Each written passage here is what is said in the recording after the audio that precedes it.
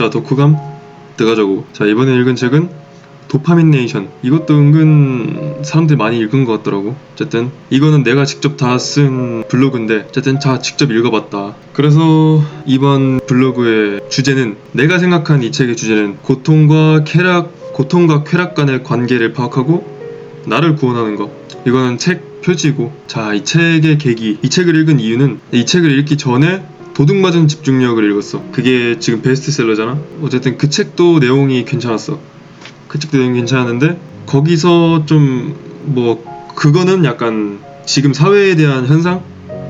왜 그렇게 됐는지 또 그런 것들 위주의 내용이었고, 뭔가 실질적인 해결책 같은 거 없는 거지. 우리가 적용할 수 있을 만한. 그러니까 도대체 어떻게 해야 되는 건데, 그래서 거기에 초점을 둔 책은 아니야 일단. 그래서 이거를 읽어본 거지. 이게 은근 맥락이 비슷한 느낌인 거야. 이건 확실히 나중에 여기 머릿말에서 따로 다시 얘기하는 걸로. 그래서 어쨌든 잠깐 난 책을 고를 때 약간 일단 머릿말에 무조건 읽어본단 말이야. 그 앞에 작가가 하는 말들. 왜냐면 거기를 읽어야 좀 작가가 이 책을 통해서 자기가 어떤 내용을 말할지, 어떤 내용에 대해서 말할지, 그리고 내가 뭘 다룰지, 그리고 이 책을 읽는 사람들은 뭘 건져갈 수 있는지, 뭘 얻어갈 수 있는지, 그런 걸 말한단 말이야. 그래서 어쨌든 그걸 읽어보는데 거기서 좀 괜찮았어. 이것도 나중에 머릿말에서 얘기하자고. 일단 종합적으로 감상평은, 이 책에 대한 감상평은 10중 9. 괜찮았다. 괜찮았다. 10중 9면 좋지. 나 웬만하면은 좀 책에 대해서 좀 점수가 짠 편? 그 10중 9인 이유는 왜냐면, 일단 첫 번째로 저자가 전문성이 있어서, 밑에 작가 정보를 알면 알 수 있겠지만 이름은 애나 렘키라는 사람이고, 스탠퍼드 대학교 의과대학 정신의학 및 중독의학 교수. 어쨌든 스탠퍼드 많이 들어봤잖아. 거기에 교수고, 무슨 중독치료센터라는 게 있어. 거기에 소장인데, 이 사람이 직접 그 중독 증세가 심한 사람들을 이렇게 만나서 상담해주고 치료해주는 거야. 그러니까 그런 사람들, 그 사람들의 이야기를 또 이렇게 풀어주는 것이. 그래서 좀 더 괜찮았어. 이렇게 피상담자들의 이야기를 토대로 내용을 전개해. 그래서 중간중간 이건 신체역학적, 해부학적, 그래서 호르몬 얘기 나오고 그런 것도 많이 나온단 말이야. 그래서 그런 것들도 얘기해주고, 그런 중독을 좀 이해하고 우리가 어떻게 할 수 있는지, 어떻게 관리할 수 있는지 그런 것도 알려주고, 또 여러 가지 관점을 알려줘. 자기의 처음 자기의 관점도 알려주고, 그 자기 관점에 반하는 그런 연구 결과들도 있었다 이렇게 얘기하면서 다시 자기의 생각을 고치고 막 알려주고.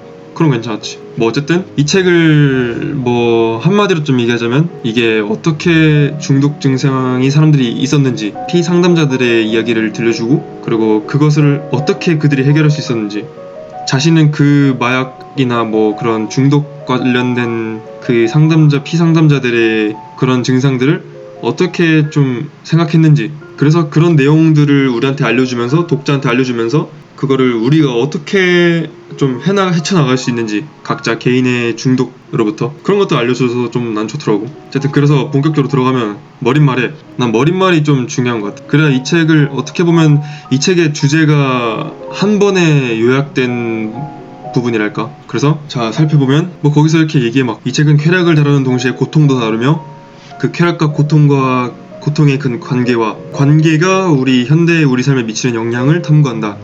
그 관계가 중요한 이유도 이렇게 막 얘기하고, 그게 이렇게 저울처럼 상호 보완적이라는 그런 말을 하고, 그러니까 하나만 이렇게 독립적으로 움직이는 게 아니라는 거지. 그래서 그거를 이렇게 우리 뇌 과학적인 부분도 언급하면서 그걸 어떻게, 그 작동 방식도 설명해주고, 그런 것들을 설명해줘서 결국에는 그것들을 통해서 이 사람들이 어떻게 하면 좀 더 나은 삶, 좀 이 중독에 관한 것들을 좀 더, 만약에 중독 증세가 있다면 그걸 어떻게 해결할 수 있을지, 그런 것들을 알려주는 것이. 그래서 여기 저자가 딱 직접 말한 부분이 있어. 소비가 우리 삶의 동기가 된 세상에서, 그러니까 요즘 내가 작년에 사회학개론에서도 봤었는데, 요즘에는 기호 소비가 좀 많이 늘었어. 옛날에는 필요에 의한 소비가 있었지. 좀 뭔가 우리 삶에 진짜 필요한 것들을 소비하기 위한 그런 세상이었는데, 지금은 그러니까 자기 한마디로 간단하게 말하면 취향인 거지. 자기 취향을 위한 소비가 지금 많아졌다는 거지, 이 사회에. 예를 들면 어쨌든 명품이라는 것도 20, 30대도 지금 소비가 많이 늘었다고 하지. 그게 지금 명품이라는 것도, 그 기능은 솔직히 백을 얘기하면 그 가방이 담는 그런 보관하는 용도인 거잖아. 근데 그 용도를 벗어난 자기만의 취향이 생긴 거지. 또 그게 명품으로 많이 들어갔고 어쨌든 그런 것처럼 자기 취향이 되면은 거기에 대한 소비를 많이 한다 이거지. 뭐 그래서 그런 세상에서 강박적 과용에 대처하는 과학적 처방을 제시하고 일상에서 쾌락과 고통을 관리하는 실천적 방법을 담으려 노력했다. 이게 좀 마음에 들었지. 실천적 방법. 결국엔 책을 읽고 뭐 어떤 내용이 있어. 뭐 책 읽고 결국엔 남는 게 있어야 되잖아. 남는 게 있으려면 우리 삶에 적용할 수 있어야 되고 적용하려면은 그걸 책의 내용 자체에서도 좀 일단 기본적으로 좋은 내용이어야 되는 건 당연한 거고 그 작가도 자체도 독자한테 어떤 내용을 좀 전해줄 수 있을지 그리고 그거를 삶에 어떻게 적용할 수 있을지를 고민을 했다면 그리고 그 내용을 담아냈다면 독자도 더 쉽게 삶에 적용할 수 있지 않을까. 어쨌든 머릿말은 그런 내용이었지. 한마디로 고통과 쾌락이 있어. 그 관계를 통해서 그 관계를 파악하고 그 관계를 파악한 걸 토대로 우리 삶에 어떻게 실천할 수 있을지 알려준다. 그렇게 뭐 1장 여기에는 자위기계 만드는 남자 자기 피상담자 얘기를 하는 거지. 뭐 한마디로 피상담자에 대해 얘기하면 이 사람이 한 4살 때부터 물론 만나이겠지 4살 때부터 막 자위를 시작했고 막 너무 중독된 거야. 오죽하면 진짜 기계까지 만들어서 막 한 22시간을 막 자위를 하고 그런데 그래서 막 뭐 자기 마누라랑 이혼도 하고 막 난리 난 거지. 완전 기계를 쓰레기통에 버렸다 뭐 다시 가져왔다 어쨌든 그러고. 어쨌든 짧게 말하면 여기 1장에서 나오는 내용을 요약한 걸 보면 중독 증상은 그 중독을 유발시키는 대상에 대한 접근성이랑 수 그리고 종류에 비례한다는 거지. 그러니까 수가 많을수록 종류가 많을수록 접근성이 좋을수록 그 중독 증상이 더 심해진다. 중독이 쉽게 일어날 수 있다. 그런 거고. 또 요즘 시대에는 그 중독의 그런 빠지게 하는 효과? 중독 유발 효과가 지금 세지고 있다. 기술이 좋아지니까 좀 그런 자극이 더 센 거지. 이 사람도 기계를 만들었다는데 옛날 같았으면 기계를 만들 수 있었겠어? 그러니까 그 기계라는 것도 어떻게 보면 기술인 거고 그래서 그 중독 증상을 더 심하게 한 거지. 그냥 지금 전 세계적으로 중독률이 높고 이 중독에 빠지는 것도 그런 중독 대상들을 한번 살펴보면 좀 이게 확실하게는 아니고 좀 애매하게 중독이 개선이 가능한 것들에서 비롯한다는 거야. 담배도 끊는 사람들 많잖아. 뭔가 끊으려면 끊을 수 있을 것 같은데 못 끊는 거지. 그런 애매한 것들. 어쨌든 진짜 마음 빡세게 먹으면 가능한 것들, 중독에서 벗어나는 게 그런 것들에서 많이 비롯된다. 그리고 2장은 행복에 중독된 사람들. 여기에 나오는 피상담자는 그 ADHD 치료를 위해서 그 ADHD 치료를 위한 그 처방약을 준 거야. 에더럴이라는. 근데 거기 그 약에 이제 너무 많이 먹다 보니까 그 약에 좀 중독된 거지. 그러면서 여기서 나오는 말이 또 고통이 나쁜 것일까? 라는 의문을 제기하고 또 그 고통에 대해 얘기하면서 뭐 유아에 대해 감싸는 교육을 얘기하는데 어린이가 심리적으로 연약하다고 여기는 것은 철저히 현대적인 사고방식이다. 그러니까 요즘엔 너무 애를 감싸고 들잖아. 막 뭐 넘어져도 뭐 바로 막 뭐 난리 나고 또 애들이 막 좀 자기 부모의 자기 생각대로 자기가 맞다고 옳다고 생각하는 것대로 애를 가르치려 하고 뭔가 애가 좀 마음의 상처나 그런 상처를 안 입고 뭐 안 다치게 하려고 최대한 감싸고 들고 그런 게 요즘 많아진 것 같더라고. 근데 그게 오히려 애한테 독이라는 거지. 그러니까 고통도 있어야 된다 그런 얘기인 거지. 그리고 옛날에는 20세기 전 의사들은 뭐 고통을 건강의 신호로 여겼다 하고 또 현대는 고통을 벗어나려고 한다. 맞는 것 같아. 사소한 불편도 못 견디게 된 현대인. 근데 그걸 지금 불편도 못 견디는 것 뿐더러 더 나아가서 놀기 위해 애쓰고 있다는 것이 진짜 맞는 것 같아. 특히 좀 한 달 벌어 한 달 쓰는 사람들 진짜 많은 것 같아. 내 주변에서도 뭐 20대 후반 뭐 이때쯤 다 돈을 벌기 시작하잖아. 그때 이제 뭐 딱히 삶에 큰 목표가 없다거나 그런 사람들은 한 직장 다니고 뭐 퇴근해서 뭐 금요일 토요일 같은 경우에는 또 뭐 그냥 놀러 나가고 그게 매주 반복되고 뭐 그게 이제 한 달씩 반복되고 계속 월급 받고 쓰고 그렇게 반복되더라고. 그래서 자신을 고통으로부터 고통으로부터 보호하려는 이 모든 회피 시도는 어쨌든 고통을 피하려고 하는 게 결국에 나중에 더 장기적으로 보면 궁극적으로 고통을 더 악화시킬 뿐이다 라는 거지. 그래서 요즘 현대에는 몸이 신체 건강해 엑스레이 다 찍어보고 뭐 했는데 멀쩡해. 신체가 멀쩡한데도 고통을 호소하는 사람이 많아졌다는 거지 요즘 현대사회에서. 그러면서 작가가 이제 이 장에서 끝내는 말이 왜 우리는 더 발전한 사회에서 과거보다 불행하게 느낄까 이렇게 말을 하는 거야. 우리가 비참한 이유는 그런 비참함을 피하려고 일을 너무 열심히 하기 때문이다. 뭐 이렇게 말을 하고 뭐 3장 그래서 이제 뇌과학적인 얘기를 시작하는 거지. 뇌는 쾌락과 고통을 어떻게 이해하는가. 여기서 이제 쾌락과 고통에 대한 관계를 파헤치기 시작하는 거지. 그래서 그 관계가 뭐냐, 그 관계에 대해서 얘기하자면 과도한 쾌락이 고통의 이유라는 새로운 동작, 그게 제시됐다는 거지. 일단 도파민에 대해 설명을 시작해. 도파민은 뇌의 신경 전달 물질이고 보상 과정에 관여해. 그러니까 어쨌든 이 도파민이라는 거는 그 보상이 있으면 그 보상으로부터 오는 그런 쾌락보다 그 보상을 얻기 위한 그 과정에서 도파민이 더 큰 역할을 한다는 거지. 그래서 그 뇌과학적으로 살펴보니 쾌락과 고통은 뇌의 같은 영역에서 이 쾌락과 고통을 처리한다는 거야. 받아들이고. 좀 신기하지? 그 관계는 일단 쉽게 말해서 저울의 반대편에 위치해 있다, 이렇게.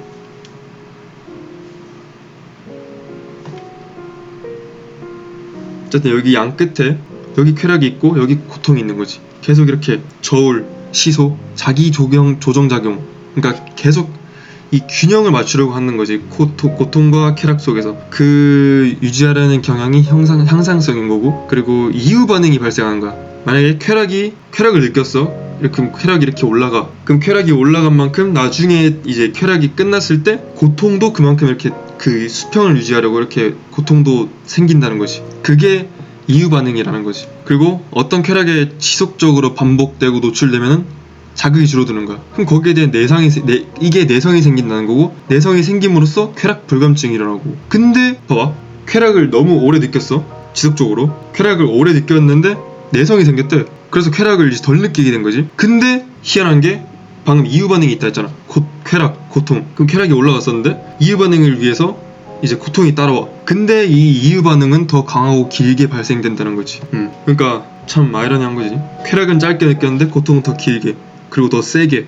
그래서 이게 한마디로 신경 적응이다. 쾌락을 추구할수록 더 많은 쾌락을 필요하게 되고, 또 이유 반응이라는 것 때문에 후유증은 더 커진다. 그러니까 완전 늪인 거지. 발을 빼려고 발버둥을 칠수록 더 빠진다는 거. 그리고 중독은 뇌를 변화시킨다. 일단 예측 불가능성이 도파민을 많이 발생시키는 거야. 여기서 이제 뭐 실험 얘기를 했을 거야 아마. 뭐 쥐들의 보상에 대한 실험을 했을 건데, 이거는 나도 심리학개론에서도 한번 들었던 건데, 쥐들이 실험을 해. 이 무슨 버튼을 누르면은 먹이가 나오는 그런 실험을 하는데, 버튼을 누를 때마다 먹이가 나오는 것도 첫 번째, 그리고 두 번째, 버튼을 눌렀는데 먹이는 랜덤으로 나와. 그때 이제 얘네들의 그런 상태를 확인한 거지. 근데 확인해보니까 불규칙적으로 먹이가 나왔을 때 이렇게 도파민이 더 많이 나왔다는 거지. 이런 학습을 통해서 도파민도 생길 수 있다. 그러니까 그 말은 뭐냐? 새로운 환경에 노출되면 또 도파민이 올라간다. 뇌 일부가 바뀌어도 새로운 시냅스를 형성한다 그러고. 그러면서 이 장을 끝내면서 하는 말이,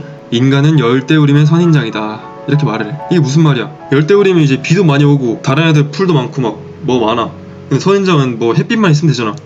비도 필요 없고. 그러니까 그런 열대우림 환경인데도 선인장처럼 항상 막 그렇게 막 목말라 있다는 거지. 그리고 4장, 여기서부터 이제 조금씩 좀 이 책을 읽는 독자가 자기를 좀 어떻게 하면 관리할 수 있는지 그런 것들을 좀 얘기하기 시작한 거지. 이것도 어떻게 했나 몰라. 제가 도파민이라는 그 영어 철자를 통해서 앞글자를 계속 이렇게 만든 거야.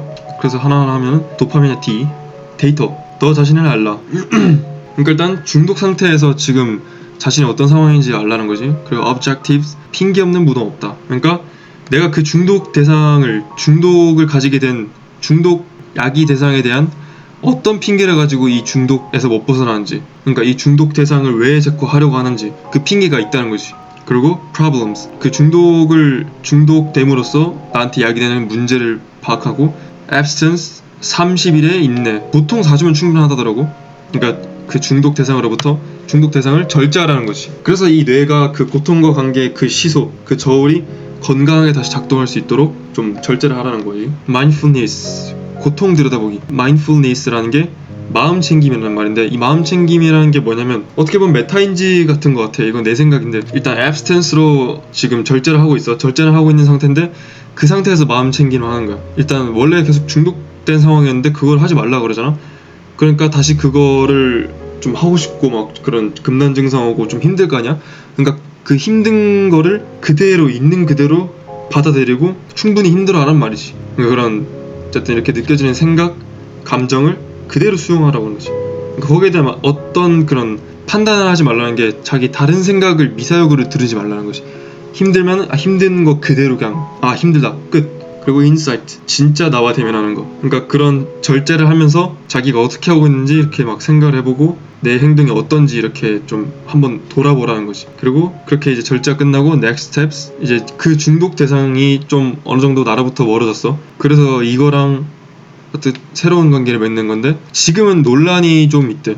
이게 논란의 대상인데, 완전 심하게 중독된 사람이 자기를 중독되게 만든 그 중독 대상이랑 적당히 지내는 게 되는가, 가능한가. 그래서 수십 년 축적된 지식에 의하면 완전히 끊는 것뿐이 방법이라고 하는데, 최근에는 또 이제 절제를 해도, 그러니까 완전히 끊어도 다시 의존이 가능하다는 말도 나온다더라고. 그래서 그 다음 experiment, 중독과 친구 되는 법. 그러니까 친구가 된다는 게 완전 거리를 두지 말고 확 끊어내지 말고 얘랑 좀 잘 지내라는 거지. 그러니까 절제를 한다는 게 확 끊어내는 건데, 그런 말도 많잖아. 확 끊어내면 나중에 더 심하게 한다, 보상 반응으로.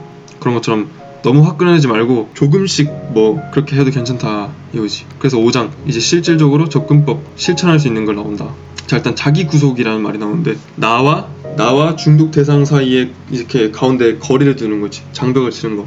근데 여기 전제 조건이, 이 방법을 쓰려면은 나한테 그런 중독으로부터 벗어나려는 그런 의지가 있어야 된다는 거야. 그래서 그 종류가 3가지가 있는데, 첫 번째로 물리적 자기 구속.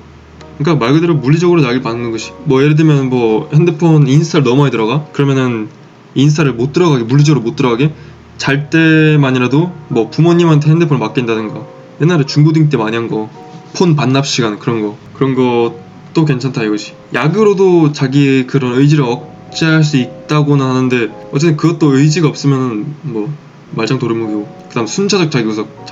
순차적 자기구속, 이거는 다른 말로 시간적 자기구속이야. 그러니까 시간 제한, 특정 때만 그 중독을 그걸 쓰겠다, 뭐 한 주에 한 번, 뭐 주말에만 쓰겠다, 아침에만 하겠다, 뭐 이런 것들이 또 있고, 결승선 개념도 있는데, 이거는 뭐 내가 딱 이 과제를 끝내고 나서 하겠다, 아니면 어떤 이 중요한 회사의 중요한 프로젝트를 끝내고 나서 그걸 하겠다, 뭐 이런 거고. 자기가 만약에 웹툰을 맨날 봐, 웹툰 강의야? 그러면 그 웹툰을 얼마나 보는지 자기가 객관적으로 수치를 확인하는 방법도 있고. 이렇게 되면은 지연가치 폄하도 증상도 생긴다. 그러니까 늦게 보상이 오는 거지. 지금 당장 뭐 1,000만원 받을래? 뭐 1년 뒤에 1억 받을래? 이런 것처럼 그때 당장 1,000만원 받고 싶어 하는 것처럼, 지연가치, 나중에 보상을 얻는 것의 가치, 그거를 낮게 가치를 매긴다고. 그게 별로 안 좋은 것처럼 여긴다고. 그게 지연가치 폄하라는 거야. 그런 증상도 생긴다. 중독 상태가 되면은 이 시간적 시야가 좀 좁아지는 거지. 그러니까 지연가치 폄하 생기는 거고. 이 즉시보상의 뇌를 살펴봤더니, 즉시보상은 뇌에서 이 감정과 보상에 관련된 부위에서 활성화가 된 거지. 근데 지연보상은 계획적이고 추상적인 사고 부위, 그러니까 전두엽 피질이 반응이 왔다는 거지. 그러니까 지연가치 폄하가 증상이 나타나서 즉시보상만 이렇게 얻으려고 하면은, 그 말은 즉 다른 말로, 다시 말해서 지연보상을 얻지 않는다는 거지. 그럼 전두엽 피질이 점점 활성화가 되지 않는다는 거고, 안 쓰인다는 것이. 그렇기 때문에 현대사회는 전두엽 피질 위축증 위험이 좀 상당하다. 전두엽 피질이 활성화가 안 되니까, 안 써지니까. 그래서 이렇게 나오지. 현대사회는 여가는 많아졌어. 근데 뭐 주 52시간제 이러면서 또 외국에는 주 4일 일하는 데도 많고, 자기 원하는 때 일하는 것도 많고, 그렇게 노동을 줄어드는데 또 많이 놀잖아. 어디 놀러 가고, 뭐 여행 갔다 오고, 해외여행 많이 갔다 오고. 그렇기 때문에 이 여가 때 도파민이 중독된다는 거지. 자, 그 다음에 자기구속의 마지막 유형, 범주적 자기구속. 그러니까 범주가 그런 카테고리, 항목이잖아. 그러니까 세세하게 그 항목을 살펴보라는 거지. 그게 넓은 그물을 쳐라는 거야. 그러니까 내가 어떨 때 그 중독 대상을, 예를 들면 인스타야. 내가 어떨 때 인스타를 들어가는지 살펴보라는 것이. 그걸 범주로 세분화된 범주, 그물망을 촘촘하게 해서 살펴보라는 것이. 핸드폰 켰을 때 바로 인스타 들어간다, 이런 것도 있고, 뭐 지하철이나 버스 이동할 때 인스타 들어간다, 뭐 똥 쌀 때 인스타 들어간다, 뭐 어디 앉아있을 때 인스타 들어간다, 이런 것처럼. 그러니까 그거를 하나하나 다 파악해서 그걸 좀 피해보자 이거지. 자, 그 다음 7장, 고통 마주보기. 이게 좀 어렴풋이 알고 있는 내용인데, 실제로 이렇게 또 보니까 좋더라고. 내용이 좀 은근 좀 신선한 관점. 이 여러 가지 좀 고통에 대해서 얘기하는데, 그러니까 여러 가지 고통으로 인해 좀 더 나한테 개인적으로 신체적으로 좋은 그런 효과들을 말하는데, 첫 번째로 찬물 목욕하고 난 다음엔 도파민 농도가 이렇게 올라가고, 노르에피네프린도 이렇게 어떤 그런, 아마 내가 알기로는 흥분 관련된 그런 호르몬을 알고 있어. 고등학교 때 배웠던 것 같은데 어쨌든 그게 많이 나와. 그래서 목욕하고 나면은, 찬물 목욕하고 나면은 기분이 좋다는 거야. 그러니까 이게 한마디로 고통이 쾌락을 야기한다, 이 용어가 발작적 기쁨이다. 그리고 호메르시스 과학이라는 것도 알려주는데, 이 과학도 한 분야인데, 과학이 한 분야야. 그러니까 뭐 고통이 적당히 있을 때 긍정효과 연구하는 과학이 한 분야고, 그래서 이게 쭉 얘기하는 게 열기. 어쨌든 벌레한테 뭐 평소보다 더 높은 온도에서 뭐 2시간 정도 벌레 노출했더니 뭐 생존 가능성 올라가고, 뭐 또 근데 4시간 노출했더니 오히려 안 좋고, 그러니까 적당한 고통이 있었던 거지. 적당한 열기라는 고통. 그다음 방사선, 뭐 이거는 좀 당연한 거지. 이거는 직접 지역이 바로 터지면 당연히 죽는 거지. 어쨌든 완전 일본에 그 터진 뭐 히로시마 뭐 그런데 피폭된 지역, 살짝 그 경계선 쪽에 있는데 바로 좀 그 영향권 근처, 그 사람들이 소량 피폭했더니 뭐 수명 높아지고 발음률 낮았다. 이것도 핵이라는 적당량의 핵의 고통이 있었던 거지. 뭐 중력변화도 뭐 그렇다고 했고, 단식도 뭐 이렇다, 건강 좋다 뭐 이렇게 얘기하고. 그래서 간헐적 단식 많이 하잖아 사람들이. 뭐 운동도 당연히 운동은 진짜 더 말하면 입 아프다. 어쨌든 결과적으로 우리는 고통을 찾아서 삶에 끌어들여야 된다, 이렇게 말하는 거지. 그래서 오히려 고통을 다스렸다는 것도 이렇게 많아. 여기서 니체 응화가 띵언 하나 딱 해주지. 나를 해치지 않는 것은 나를 더 강하게 만든다. The thing that makes me ruin, which is makes me more strong. 그리고 8장에서는 이것도 방금 그 고통으로 쾌락을 만들어내는 것만큼, 아니다, 그것보다 오히려 더 좀 새로운 관점이었어. 있는 그대로 말하라. 그러니까 사실 그대로 말하라는 거지.